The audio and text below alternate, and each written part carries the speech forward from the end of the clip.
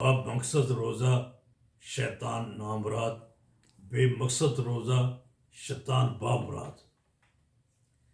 کس کا روزہ گندا انڈا؟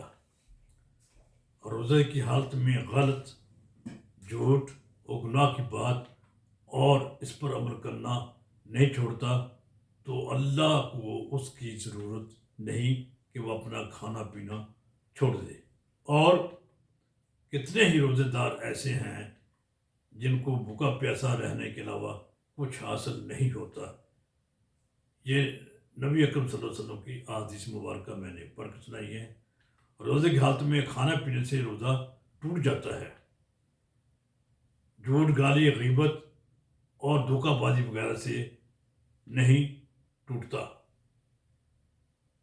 اس کی مثال یوں ہے جیسے کہ ایک انڈا گر کر ٹوٹ جاتا ہے اور دوسرا کے بظاہر تو ثابت لگتا ہے لیکن اندر سے خراب ہو کر ضائع ہو جاتا ہے۔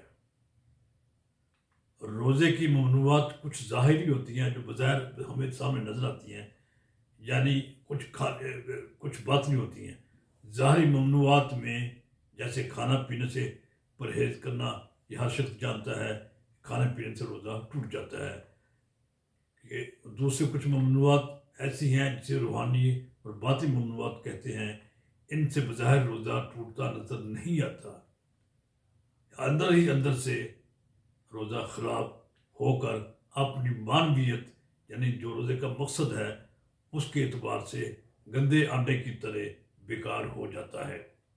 روزے کی مقصدیت حاصل کرنے ہی میں کامیابی اور فلاح ہے۔ اللہ تعالیٰ ہمیں اس کی توفیق عطا فرمائے، ہمیں صحیح، کامل، سالم، با مقصد، با ادب روزہ رکھنے کی توفیق اور ہمت عطا فرمائے۔ غلط کاموں سے روزہ رکھ کر روزے کو برباد کرنے سے ہمیں روکے۔ یہی صراط مستقیم ہے اور یہی جادہ مستقیم ہے۔ والسلام علیکم ورحمۃ اللہ وبرکاتہ۔